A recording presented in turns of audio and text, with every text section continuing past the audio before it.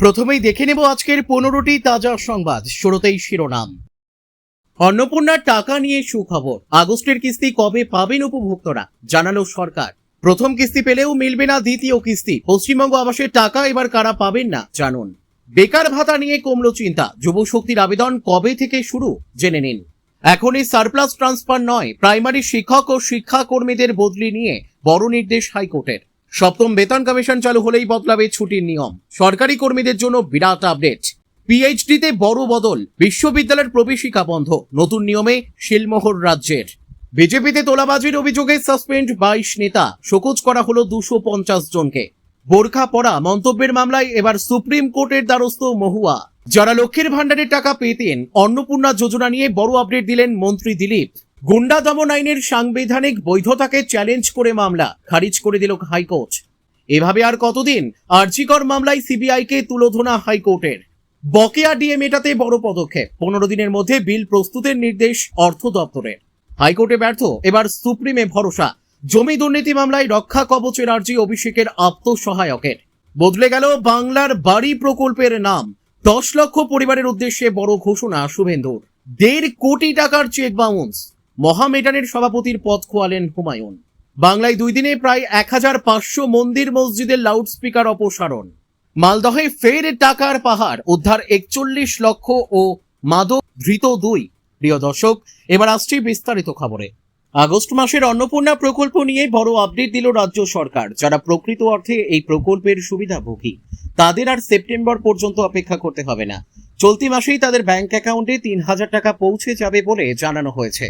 তবে অনলাইনে জমা পড়া আবেদনপত্রে একাধিক অসঙ্গতি ধরা পড়ায় প্রতিটি আবেদন খুঁটিয়ে যাচাইয়ের কাজ শুরু হয়েছে বিডিও স্তরে।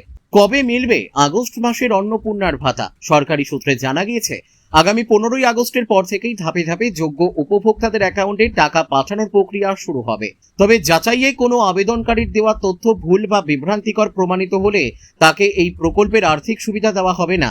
বুধবার এক অনুষ্ঠানে উপস্থিত হয়ে নারী ও শিশু কল্যাণ মন্ত্রী মালতী রাভা রায় স্পষ্ট ভাষায় জানান, প্রকল্পের সুবিধা শুধুমাত্র প্রকৃত প্রাপকদের কাছেই পৌঁছানো হবে।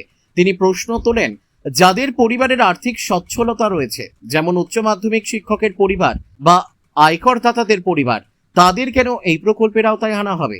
একই সঙ্গে প্রকৃত উপভোক্তাদের যেন কোনোভাবেই বঞ্চিত হতে না হয়, সেই বিষয়েও প্রশাসনকে সতর্ক থাকার বার্তা দেন তিনি। দপ্তর সূত্রে খবর, অনলাইনে আবেদন করার সময় বহু ক্ষেত্রে ভুল বা ভুয়ো তথ্য জমা পড়েছে। কোথাও ইচ্ছাকৃতভাবে তথ্য গোপন করা হয়েছে বলে অভিযোগ উঠেছে।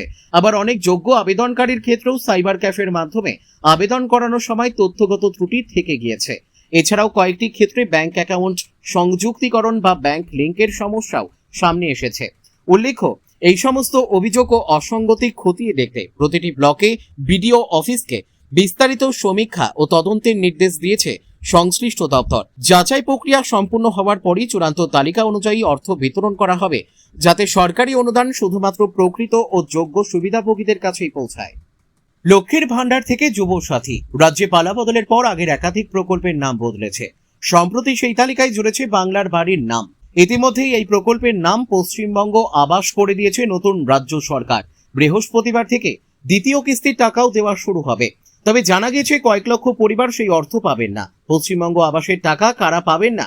রাজ্য সরকারের এক আধিকারিক জানান, এদিন নবান্ন সভাঘর থেকে আনুষ্ঠানিকভাবে 10 লক্ষ পরিবারকে পশ্চিমবঙ্গ আবাস যোজনার টাকা পাঠাতে শুরু করবেন মুখ্যমন্ত্রী শুভেন্দু অধিকারী।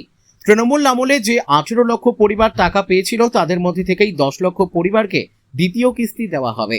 তিনি আরো জানান, আবাস যোজনার উপভোক্তাদের নতুন করে ভেরিফিকেশন হয়েছে। দ্বিতীয় কিস্তি দেওয়ার আগে বিস্তারিত যাচাই পর্ব চালানোর পর সরকার সিদ্ধান্ত নেয় নতুন নামে এই প্রকল্প চলবে।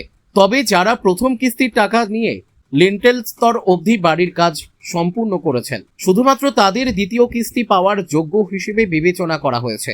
জানা গেছে, রাজ্যের পঞ্চায়েত দপ্তরের সচিব পি উলগানাথনের নেতৃত্বে একটি সমীক্ষা হয়েছে। তাতে দেখা যায়, প্রথম কিস্তি পাওয়া 18 লক্ষ পরিবারের মধ্যে 10 লক্ষ পরিবার লিন্টেল স্তর অবধি বাড়ির কাজ করেছেন। শুধুমাত্র তাদের দ্বিতীয় কিস্তি দেওয়া হচ্ছে। এক সরকারি আধিকারিক জানান, অতীতে আবাস যোজনায় ভুয়ো ও অযোগ্যদের নাম নথিভুক্ত হওয়ার অভিযোগ উঠেছিল। সেই কারণে নতুন করে ভেরিফিকেশন হয়। প্রায় 8 লক্ষ উপভোক্তা এখনো অবধি লিন্টেল স্তর অবধি বাড়ির নির্মাণ কাজ সম্পূর্ণ না করায় দ্বিতীয় কিস্তি পাওয়ার যোগ্য হননি। বিধানসভা ভোটের আগে বাংলার বাড়ির প্রথম কিস্তির টাকা ছেড়েছিল তৎকালীন রাজ্য সরকার। পালা বদলের পরেও এই প্রকল্প বন্ধ হয়নি, শুধু নাম পরিবর্তন করেছে বিজেপি সরকার। পালা বদলের পর রাজ্যের বেকার যুবদের জন্য যুবশক্তি ভরসা কাজ প্রকল্পের ঘোষণা হয়েছে। তৃণমূল সরকারের যুবসাথী প্রকল্পের জায়গায় নতুন এই প্রকল্প শুরু হতে চলেছে। এবার বেকার ভাতার আবেদন কবে থেকে শুরু হবে সেই নিয়ে সামনে এলো বিরাট আপডেট। যুবশক্তির আবেদন কবে থেকে শুরু হচ্ছে? রাজ্য বাজেটের পর মুখ্যমন্ত্রী শুভেন্দু অধিকারী জানিয়েছিলেন আগামী অক্টোবর মাস থেকে রাজ্যে যুবশক্তি ভরসা কাজ চালু হবে। এবার সূত্র মারফত জানা গেল অক্টোবর থেকেই এই প্রকল্পের আবেদন শুরু হতে পারে। সেক্ষেত্রে নভেম্বর থেকে টাকা দিতে পারে রাজ্য সরকার। জানিয়ে রাখি, যুবশক্তি ভরসা কাজ প্রকল্প নিয়ে বিস্তর চর্চা আলোচনা চললেও এখনো অবধি সরকারের তরফে কোনো বিজ্ঞপ্তি জারি হয়নি। রাজ্যের তরফে অফিসিয়াল আপডেট আসার পরেই আবেদনের দিনক্ষণ সম্বন্ধে নিশ্চিত হওয়া যাবে। এদিকে রাজ্য সরকারের তরফে আগেই জানানো হয়েছে যুবশক্তির মাধ্যমে স্নাতক পাশ কর্মহীন যুবক যুবতীদের মাসে ৩,০০০ টাকা ও অন্যান্য বেকার যুবক যুবতীদের মাসে মাসে ২,০০০ টাকা করে দেওয়া হবে। তবে এই প্রকল্পের সুবিধা পাওয়ার ক্ষেত্রে বেশ কিছু শর্ত রয়েছে। যুবশক্তি ভরসা কার্ড প্রকল্পের জন্য আবেদনকারী যুবক যুবতীকে অবশ্যই একজন ভারতীয় নাগরিক ও পশ্চিমবঙ্গের স্থায়ী বাসিন্দা হতে হবে। বয়স হতে হবে ২১ থেকে ৪০ বছরের মধ্যে। পাশাপাশি আবেদনকারীকে সম্পূর্ণ কর্মহীন হতে হবে সহ আরো একাধিক শর্ত রয়েছে। সেগুলি পূরণ করলেই টাকা দেবে সরকার। তৃণমূল আমলে রাজ্যের বেকার যুবক যুবতীদের জন্য যুবসাথী প্রকল্প চালু করা হয়েছিল। এর মাধ্যমে মাসে মাসে ১৫০০ টাকা করে দিত তৎকালীন সরকার। বিজেপি ক্ষমতায় আসতেই এই প্রকল্পের নাম বদল করে রাখা হয়েছে যুবশক্তি ভরসা কাজ। সেই সঙ্গেই বাড়ানো হয়েছে ভাতার পরিমাণও। প্রাথমিকের শিক্ষক ও শিক্ষাকর্মীদের বদলি নিয়ে বড় নির্দেশ দিল কলকাতা হাইকোর্ট। বুধবার একটি অন্তর্বর্তী নির্দেশ দিয়েছেন বিচারপতি বিভাস পট্টনায়েক। সেখানে বলা হয়েছে প্রাথমিক বিদ্যালয়ের শিক্ষক ও শিক্ষাকর্মীদের এখনই সারপ্লাস ট্রান্সফার তথা উদ্বৃত্ত বদলি করা যাবে না। আর কি বলল হাইকোর্ট? কলকাতা হাইকোর্ট প্রাইমারি শিক্ষক ও শিক্ষাকর্মীদের সারপ্লাস বদলি নিয়ে গত ১৫ জুলাই ও ২৪ জুলাই দুটি স্ট্যান্ডার্ড অপারেটিং প্রসিডিওর তথা এসওপি প্রকাশ করেছিল রাজ্য সরকার। সেগুলি নিয়ে প্রশ্ন তুলে উচ্চ আদালতের দ্বারস্থ হন শিক্ষকদের একাংশ। সেই মামলাতেই এই নির্দেশ দেওয়া হয়েছে। বিচারপতি পট্টনায়েক বলেন, শিক্ষক ও শিক্ষাকর্মীদের সারপ্লাস বদলি সংক্রান্ত এসওপি অনুযায়ী অভ্যন্তরীণ প্রক্রিয়া চালাতে পারে সরকার। শিক্ষক ও শিক্ষাকর্মীদের বদলির আবেদন জমা দিতেও বাধা নেই, তবে তার উপর ভিত্তি করে এখনই কাউকে বদলি করা যাবে না। এদিকে শিক্ষার অধিকার আইন ২০০৯ অনুযায়ী প্রত্যেক ৩০ জন শিক্ষার্থীর জন্য একজন করে শিক্ষক থাকতে হয়। এটিকেই আদর্শ অনুপাত হিসেবে ধরা হয়। তবে রাজ্যের অধিকাংশ প্রাথমিক বিদ্যালয়েই ছাত্র শিক্ষকের এই আদর্শ অনুপাত নেই। পালা বদলের পর প্রাইমারি স্কুলগুলিতে সেই ভারসাম্য ফেরাতে উদ্যোগী হয় রাজ্য সরকার। সেই জন্য শিক্ষক ও শিক্ষাকর্মীদের সারপ্লাস বদলির কথা ভাবা হয়। তবে মামলাকারী শিক্ষকদের দাবি, সারপ্লাস ট্রান্সফারের ক্ষেত্রে বয়সের মাপকাঠি নিয়ে বিভ্রান্ত রয়েছে। বদলির আবেদনের ক্ষেত্রে বয়সে প্রবীণদের আগে প্রাধান্য দেওয়া হবে নাকি কর্মজীবন বেশি হলে প্রাধান্য মিলবে, এই নিয়ে বিভ্রান্তি রয়েছে। সেই কারণে আদালতের দ্বারস্থ হন তারা। গত বুধবার বিচারপতি পট্টনায়েকের বেঞ্চে মামলাটি উঠেছিল। শুনানি শেষে বিচারপতি জানান, এসওপি অনুসারে অভ্যন্তরীণ প্রক্রিয়া চালাতে পারে সরকার, তবে এখনই প্রাইমারি শিক্ষক ও শিক্ষাকর্মীদের সারপ্লাস ট্রান্সফার করা যাবে না। মামলার পরবর্তী শুনানি আগামী বুধবার। রাজ্যে পালা বদলের পরেই ৭ম বেতন কমিশন নিয়ে সুখবর পেয়েছেন বাংলার রাজ্য সরকারি কর্মীরা। অনুমোদন আগেই মিলেছিল। সম্প্রতি কমিশনের সদস্যদের নাম ঘোষণা করেছে অর্থ দপ্তর। এই আবহে অনেকের প্রশ্ন, ৭ম বেতন কমিশন কার্যকর হলে রাজ্য সরকারি কর্মীদের ছুটির নিয়মেও কি বদল আসবে? এবার এই নিয়ে সামনে এলো বড় আপডেট। ৭ম বেতন কমিশন নিয়ে চর্চা তুঙ্গে। রাজ্য সরকারি কর্মীদের আর্থিক মানোন্নয়ন ও ভবিষ্যৎ সুরক্ষার কথা মাথায় রেখে ৭ম বেতন কমিশন কার্যকর করার সিদ্ধান্ত নিয়েছে রাজ্য সরকার। নয়া পে কমিশন কার্যকর হলে সরকারি কর্মীদের বেতন, ডিএ, পেনশন, গ্র্যাচুইটি কাঠামোয় বড়সড় বদল আসতে পারে বলে মনে করা হচ্ছে।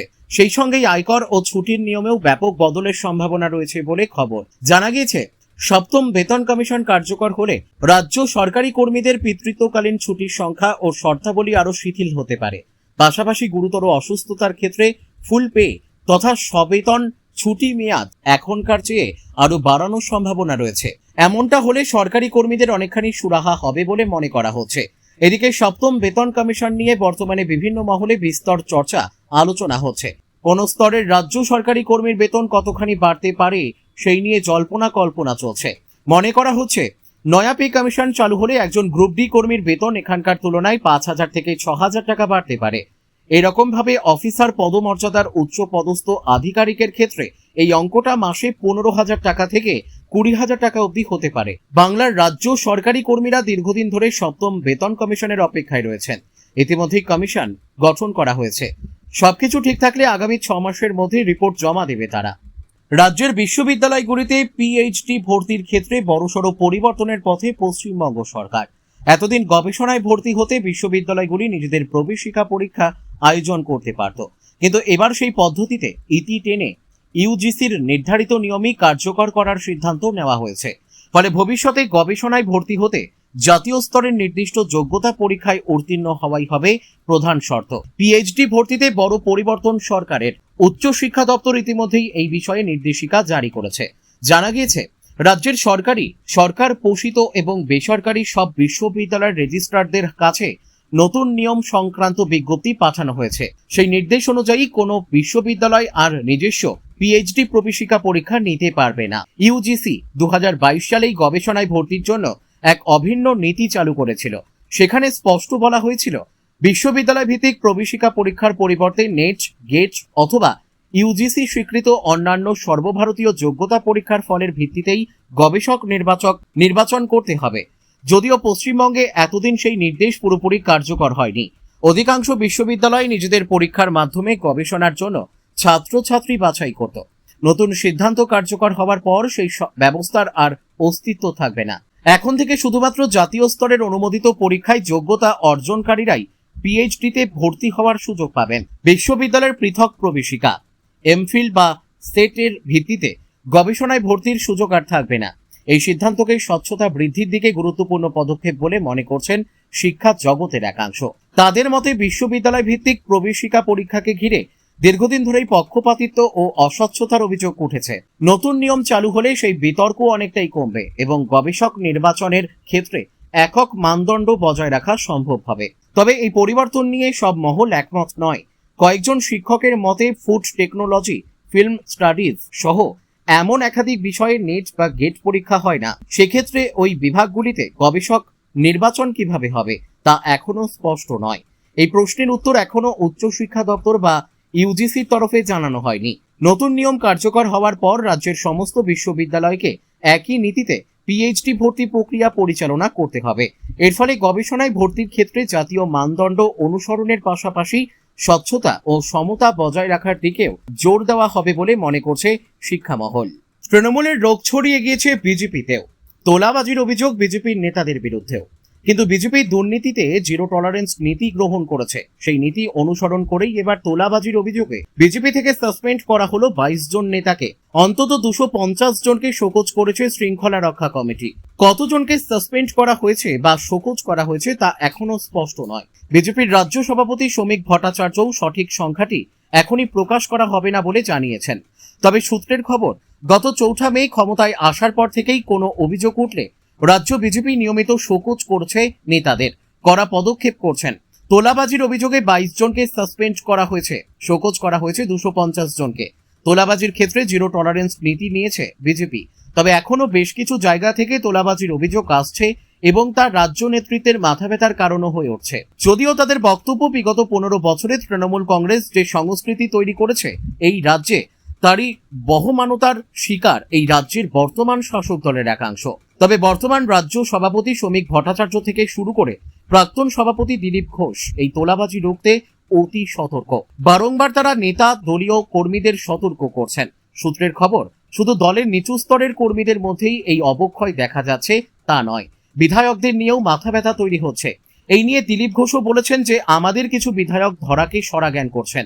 আবার শ্রমিক ভট্টাচার্য বলেছিলেন যে তোলাবাজি বন্ধ করবেন। তিনি বলেছেন বিচ্যুতি আছে, তবে বিজেপির তৃণমূলীকরণ হতে দেবেন না। তবে এই সাসপেনশন বা শোকজ কতটা কার্যকরী হচ্ছে তা বুঝতে আরো কিছুদিন সময় লাগবে। সুপ্রিম কোর্টের দ্বারস্থ সাংসদ মহুয়া মৈত্র। কলকাতা হাইকোর্টের নির্দেশকে চ্যালেঞ্জ করে সুপ্রিম কোর্টের দ্বারস্থ হয়েছেন তিনি। সম্প্রতি ধর্মীয় ভাবাবেগে আঘাতের অভিযোগে মহুয়ার বিরুদ্ধে মামলা দায়ের হয়েছিল। সেই মামলায় কলকাতা হাইকোর্ট রক্ষা কবচ দিয়েছিল ঠিকই, তবে একই সঙ্গে আদালত জানিয়েছিল তদন্ত চলবে। সংসদের অধিবেশন মিটলে থানায় গিয়ে হাজিরা দিতে হবে মহুয়া মৈত্রকে। হাইকোর্টের ওই নির্দেশকে চ্যালেঞ্জ করে সুপ্রিম কোর্টে গেলেন মহুয়া। আগামী সপ্তাহে তার মামলার শুনানির সম্ভাবনা। হাইকোর্টের বিচারপতি সৌগত ভট্টাচার্যের নির্দেশ ছিল, পুলিশ আইন অনুযায়ী তদন্ত চালিয়ে যেতে পারবে। মহুয়া মৈত্রকে আগামী 14ই আগস্ট বিকেল 3টায় তদন্তকারী আধিকারিকের সামনে হাজির হতে হবে।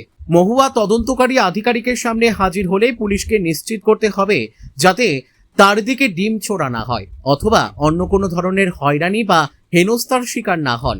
আগামী 5ই অক্টোবর অথবা পরবর্তী নির্দেশ না দেওয়া পর্যন্ত মহুয়ার বিরুদ্ধে কোনো কঠোর পদক্ষেপ করতে পারবে না পুলিশ। গত 1 জুলাই নদিয়ায় বিক্ষোভের মুখে পড়েছিলেন মহুয়া মৈত্র। ওই দিন তাকে লক্ষ্য করে ডিম ও পাথর ছোড়া হয়।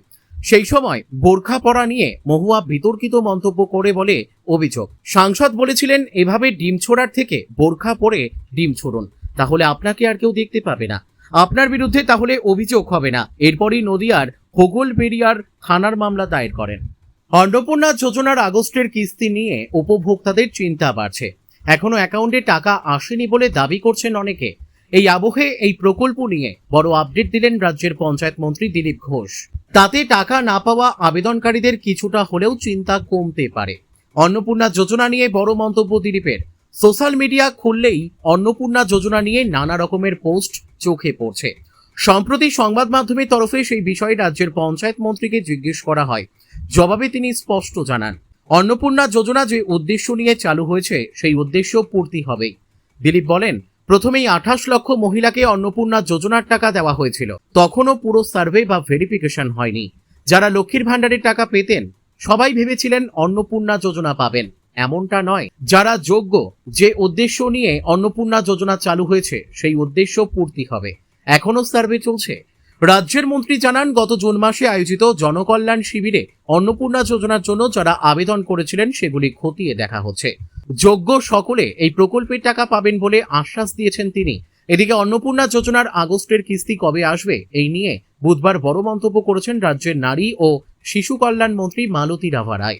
মার্চেন্টস চেম্বার অফ কমার্স ও MCCI লেডিস ফোরামের অনুষ্ঠানে তিনি বলেন, 15ই আগস্টের পর থেকে ন্যায্য প্রাপকদের অ্যাকাউন্টে 3000 টাকা করে ঢুকতে শুরু করবে। তবে অযোগ্যদের কিংবা কোনো রকম ভুল তথ্য দিলে সেই আবেদনকারীদের টাকা দেওয়া হবে না। অতীতে অন্নপূর্ণা যোজনা নিয়ে একাধিকবার আশ্বস্ত করেছেন মুখ্যমন্ত্রী শুভেন্দু অধিকারী। যোগ্য কেউ বঞ্চিত হবে না, বারবার একথা বলেছেন তিনি। এবার রাজ্যের দুই মন্ত্রী দিলীপ ঘোষ ও মালতী রাভা রায়